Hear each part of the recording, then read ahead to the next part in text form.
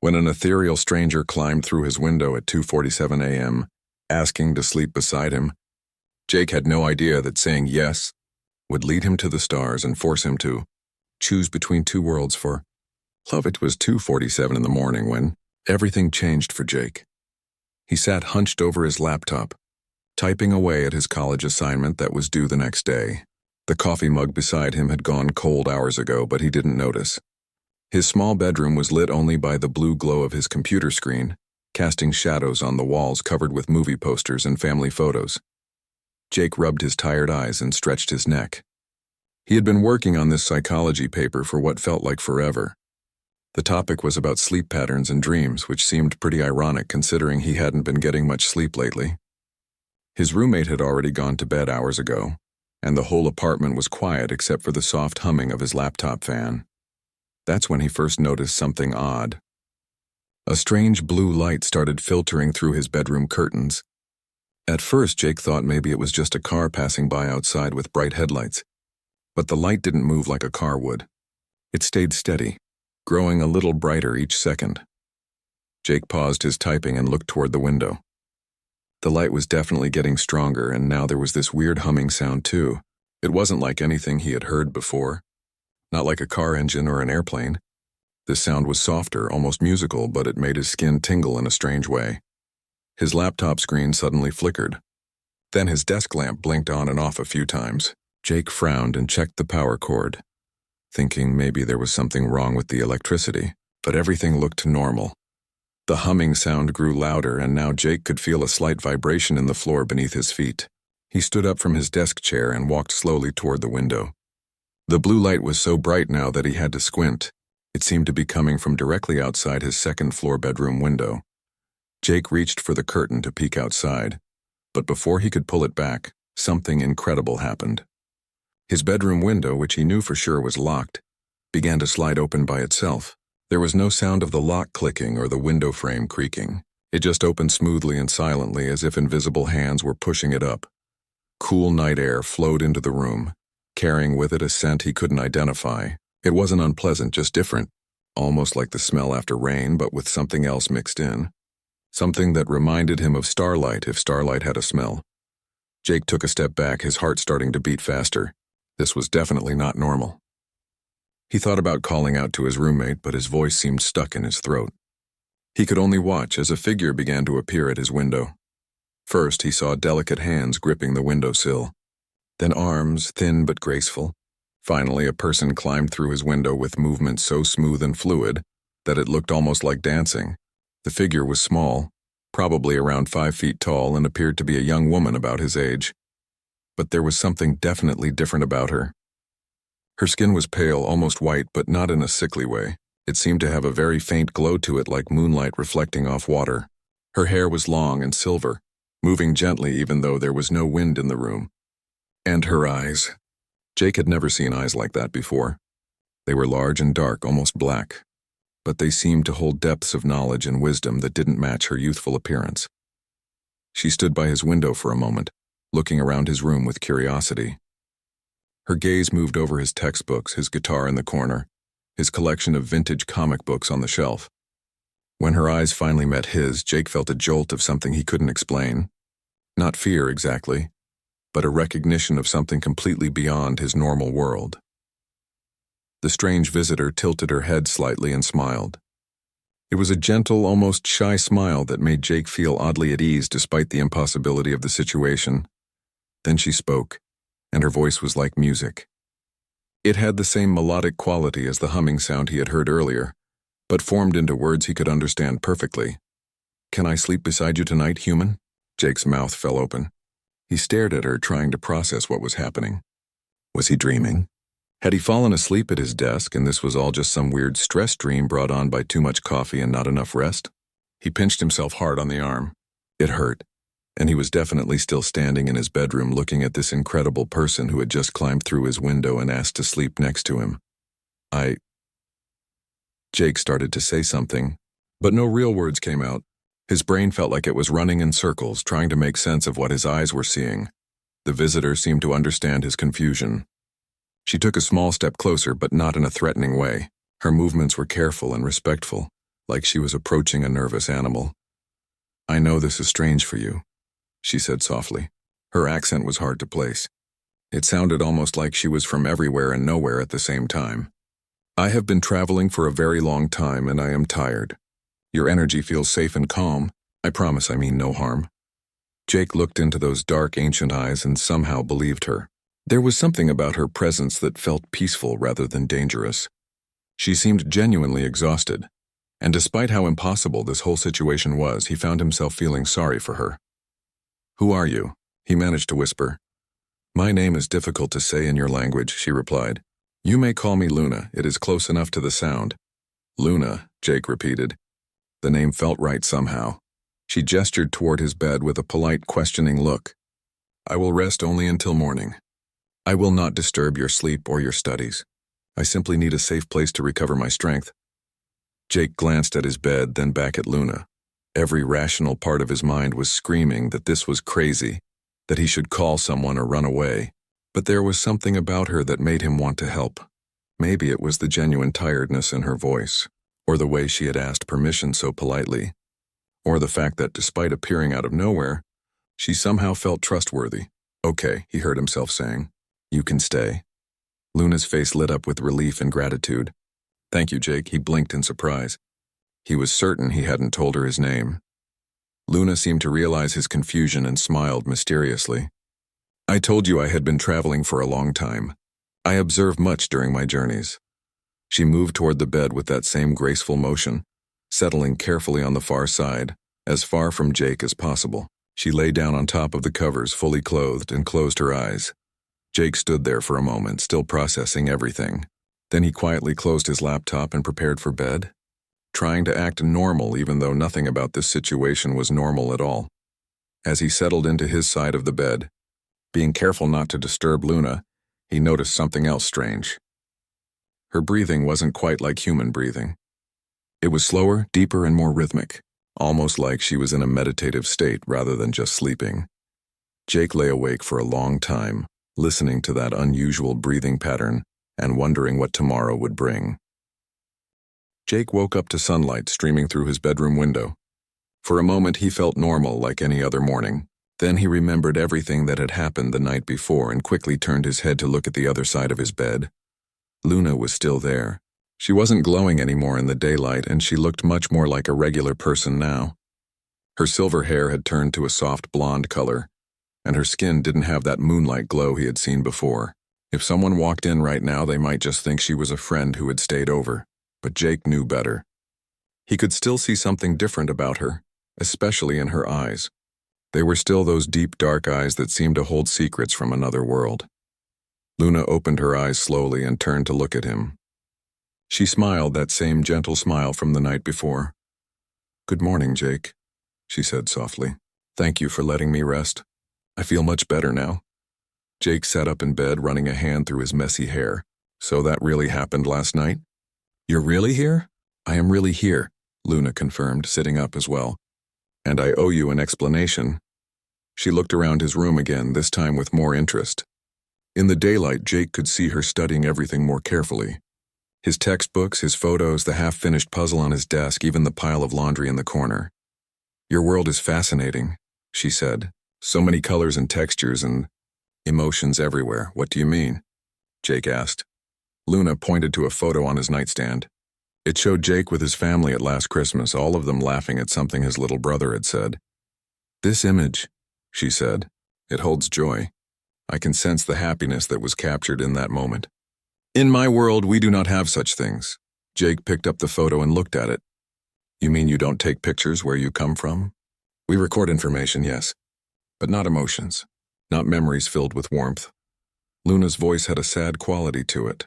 "We are very different from humans." Jake set the photo back down. "Where exactly do you come from?" Luna was quiet for a moment, as if deciding how much to tell him. Finally she spoke. "A place very far from here, a place with 3 moons and cities made of crystal.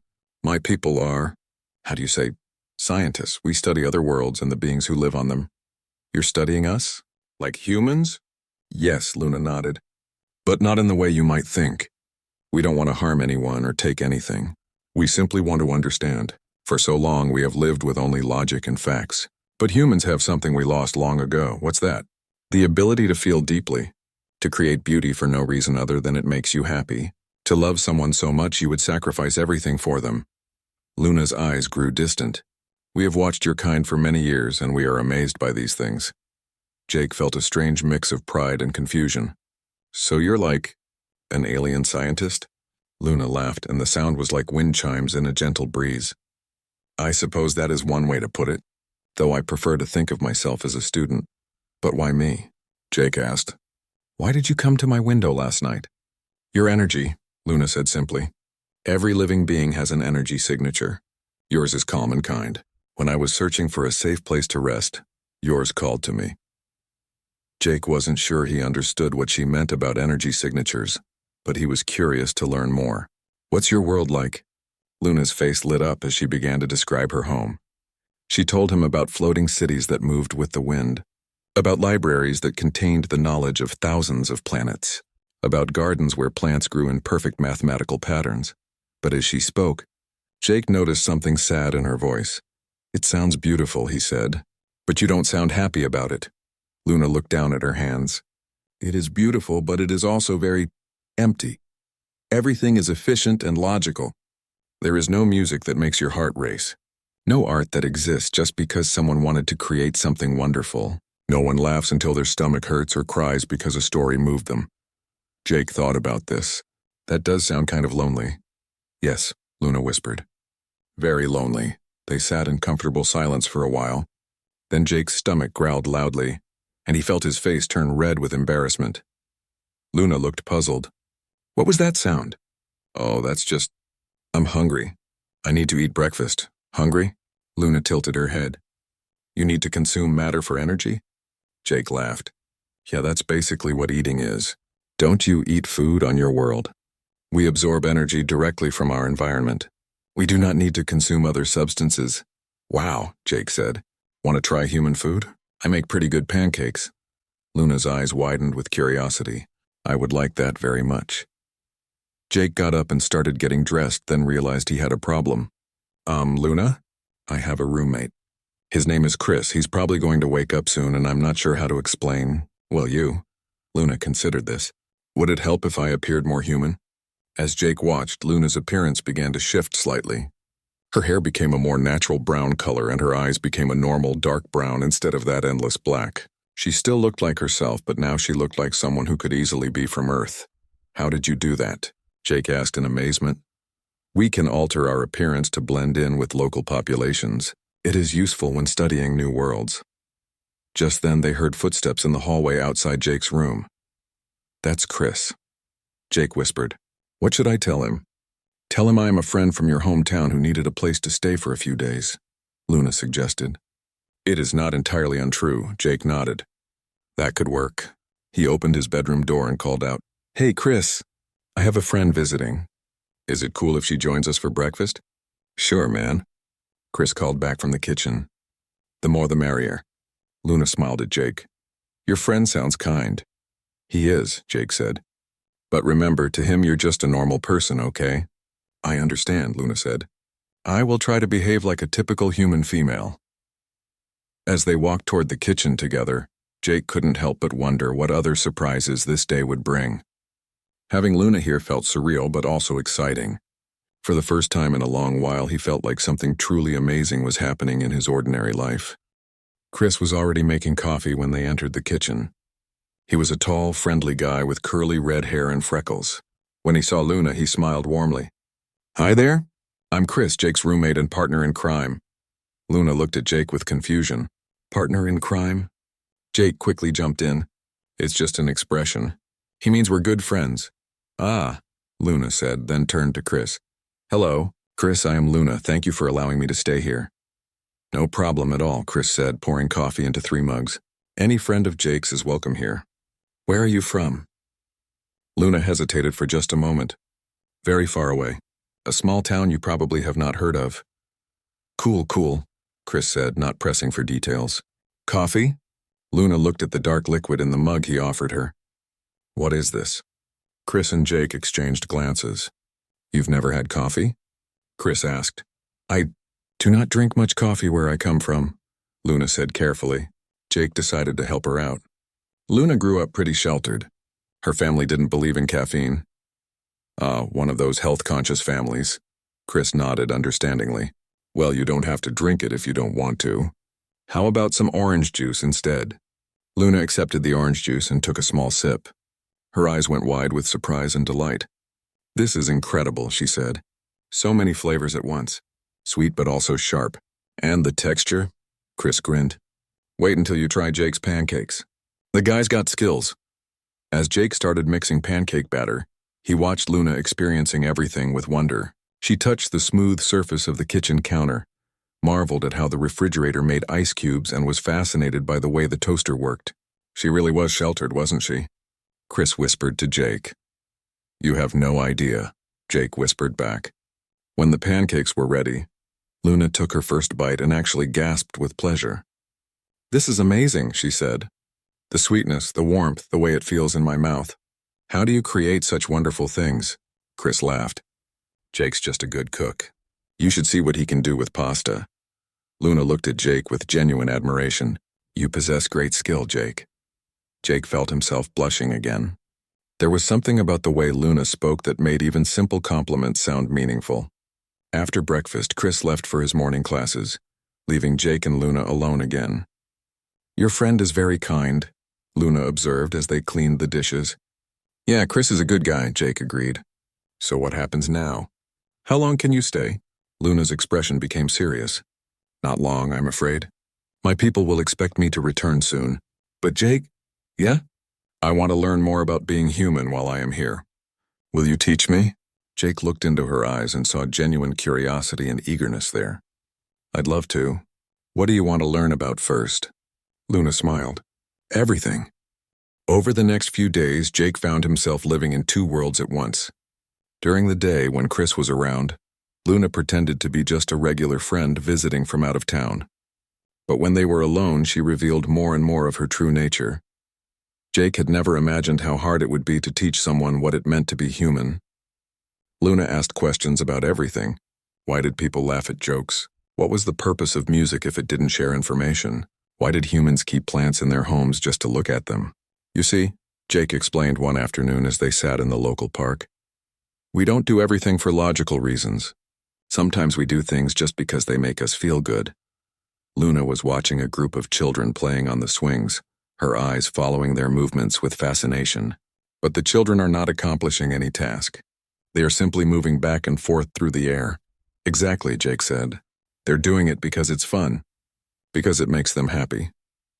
Happy? Luna repeated the word slowly as if tasting it. I am beginning to understand this emotion. When I watch them play, I feel something warm in my chest. Is that happiness? Jake looked at her profile as she watched the children. There was something different about her face now. Something softer. Yeah, I think it is. That evening, Jake decided to show Luna something special. He led her up to the roof of their apartment building where they could see the whole city spread out below them. The lights twinkled like stars and the distant sound of traffic created a gentle hum. This is one of my favorite places, Jake said, sitting down on the edge of the roof with his legs hanging over. I come here when I need to think. Luna sat beside him, but she kept looking up at the real stars above instead of the city lights below. Do you see that constellation there? She asked, pointing to a cluster of stars. Jake followed her gaze. You mean the Big Dipper? In my language, we call it the Traveler's Guide. Those stars have helped my people navigate for thousands of years. Her voice was wistful. My home is beyond those stars in a direction your people haven't discovered yet. Do you miss it? Jake asked. Luna was quiet for a long moment. I thought I would miss it terribly. But being here, learning about your world, I am discovering things about myself that I never knew existed. Like what? Like the fact that I can feel lonely. Or that I can find joy in simple things like the taste of chocolate or the sound of rain on windows. She turned to look at him. Or that I can care about someone so much that the thought of leaving them causes pain in my heart. Jake felt his breath catch. The way she was looking at him, with those deep dark eyes full of emotion, made his heart beat faster. Luna, he started to say, but she continued talking. My people sent me here to study human emotions, but they never expected me to develop them myself. They never warned me about this. About what? About falling in love. The words hung in the air between them like magic. Jake stared at her, hardly daring to believe what he had heard. You love me?" he whispered. Luna nodded, and for the first time since he had known her, she looked vulnerable and uncertain. Is that the right word for this feeling? This desire to be near someone always? This willingness to sacrifice everything just to make them smile? Jake reached out and gently took her hand. Her skin was warm and soft, just like a human's would be. "Yeah, that's love. Do you feel it too?" she asked, hope and fear mixing in her voice. "Yes," Jake said without hesitation. "I've been falling in love with you since the moment you asked if you could sleep beside me." Luna smiled then, brighter than he had ever seen her smile before. But then her expression grew sad again. "But Jake, there is something you must know. My people, they have been looking for me. I was supposed to return 3 days ago." Jake felt a chill run down his spine. "What happens if you don't go back?" "I do not know. No one from my world has ever chosen to stay on another planet before. But if I return now," she squeezed his hand tighter, "if I return now, I will never be allowed to come back to Earth. The study will be complete, and I will spend the rest of my existence in our crystal cities, remembering what it felt like to be truly alive." They sat in silence, both of them understanding the impossible situation they were in. Jake wanted to tell her to stay, to choose him in this world over everything she had ever known. But he also knew how much that would cost her. "There might be another way," Luna said quietly. "What do you mean?"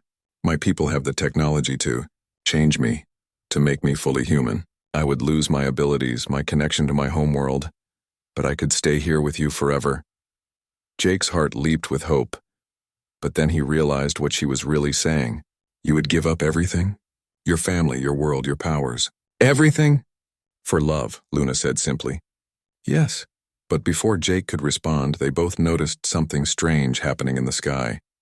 Lights were appearing, moving in patterns that were definitely not airplanes or helicopters. Luna stood up quickly, her face filled with alarm.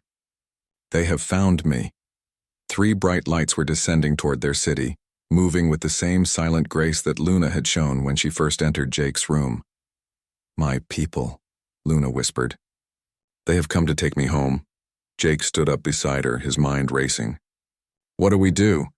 Luna looked at him with tears in her eyes. "We have until tomorrow night to decide. That is when they will expect me to come to them. And if you don't, then they will come looking for me. And when they find me with you..." She didn't finish the sentence, but Jake could see the fear in her eyes. "Would they hurt me?" "They would not mean to. But humans are fragile compared to my people, and they would not understand why I chose to stay." Jake pulled her into his arms, holding her close as they watched the lights disappear beyond the horizon. "We'll figure this out," he promised. "Whatever happens, we'll face it together." But even as he said the words, Jake wondered if love would be enough to overcome the distance between worlds. The next day passed like a dream that was slowly turning into a nightmare. Luna was different now, more withdrawn and anxious.